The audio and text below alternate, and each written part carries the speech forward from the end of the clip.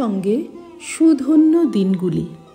পত্রিকার ১৯তম বর্ষ, চতুর্থ সংখ্যা। জনৈক সন্ন্যাসী। পূজনীয় স্বামী মাধবানন্দজির পূর্ণ সঙ্গের কথা মনে করি আমার পুরনো ডায়েরির পাতাগুলি দেখে।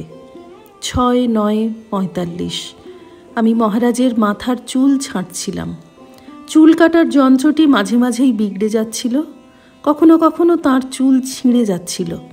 এতে মহারাজ খুব ব্যথা পাচ্ছিলেন, কিন্তু সম্পূর্ণ নীরবে সব সহ্য করছিলেন। এই রকম চুল ছিঁড়ে যাওয়ার ঘটনা ৫-৬বার ঘটল। মহারাজ বললেন, দেখো, স্কুলে যে শাস্তি শিক্ষক আমায় দিতে পারেননি, আমি তা এখন পাচ্ছি। বিধির বিধান এমনই হয়, সুতরাং তোমার চিন্তিত হওয়ার দরকার নেই। আমি বিব্রত হলাম আর সেবার কাজে ত্রুটি হওয়ার জন্য লজ্জিত হলাম। ৭/৯/৪৫। এইমাত্র তাঁর প্রাতরাশে ১ গ্লাস দুধ আর একটি সন্দেশ তাঁকে দিলাম। সঙ্গে সঙ্গে মহারাজ খুব ছোট আর ঘন করে লেখা ২টি বিভিন্ন আকারের কাগজ আমাকে দিলেন টাইপ করার জন্য। কাগজ দুটিতে তিনি অনেক কিছু লিখেছিলেন, আর কিভাবে টাইপ করতে হবে সে বিষয়ে নির্দেশও দেওয়া ছিল। আমি কাগজ দুটির দিকে তাকিয়ে দেখলাম, মহারাজ এত ছোট ছোট করে আর ঘন করে লিখেছেন যে আমার পক্ষে উদ্ধার করা কঠিন। আমার বিভ্রান্ত দৃষ্টি দেখে মহারাজ হেসে বললেন, হায়ারোগ্লিফিক্স সম্বন্ধে জানো তো? এখানে সেরকমই কিছু দেওয়া হলো তোমাকে অর্থ উদ্ধার করার জন্য। আর এই বিষয়ে একটি মজার গল্প তিনি বললেন। আজ আমি গল্পটি সম্পূর্ণ ভুলে গেছি। ৯/৯/৪৫। মহারাজের পায়ের ঘাগুলি আবার নতুন করে দেখা দিয়েছে। সকালে দুধের গ্লাস তাঁর সামনে রেখে জিজ্ঞাসা করলাম, মহারাজ, আজ আপনি কেমন আছেন? তৎক্ষণাৎ উত্তর এলো, কেন, আমি বেশ ভালোই আছি।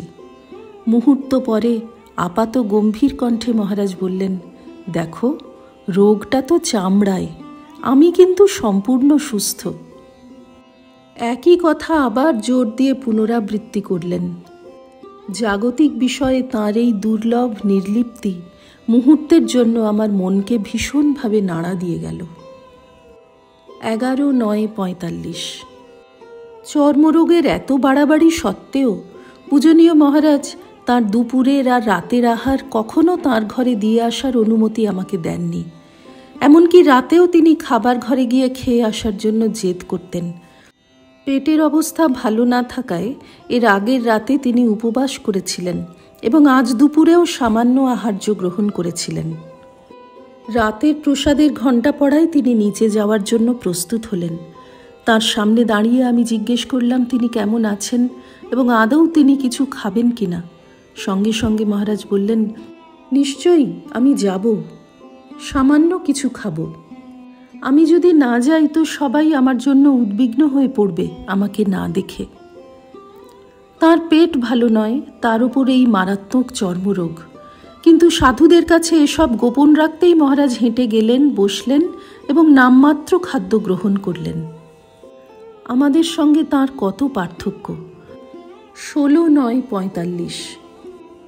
তখন সকাল ৮টা। আমি মহারাজকে জিজ্ঞাসা করলাম তিনি কেমন আছেন, পায়ের ব্যথা আছে কিনা। মহারাজ বললেন, ব্যস্ত হইও না, শরীরের ধর্মই কালের সঙ্গে সঙ্গে ক্ষয় হয়ে যাওয়া। এই জন্যই একে বলা হয় শরীরম। সংস্কৃতে মূল ধাতুটি হল শ্রী, যা সহজেই বিনষ্ট আর ক্ষয়প্রাপ্ত হয়, শীর্ণ হয়ে যায়। এর হাত থেকে কারো রেহাই নেই। মহারাজ এমন জোরের সঙ্গে কথাগুলি বললেন যে আমি অনুভব করলাম তাঁর দেহবোধ সম্পূর্ণ নষ্ট হয়ে গেছে। শ্রী রামকৃষ্ণার্পণমস্তু। নিবোধত আজকের পাঠ আপনার ফোনে রোজ পেতে চাইলে সাবস্ক্রাইব ও বেল আইকন দুটোই ক্লিক করুন। রামকৃষ্ণ ভাবধারা প্রচারের সঙ্গে থাকুন।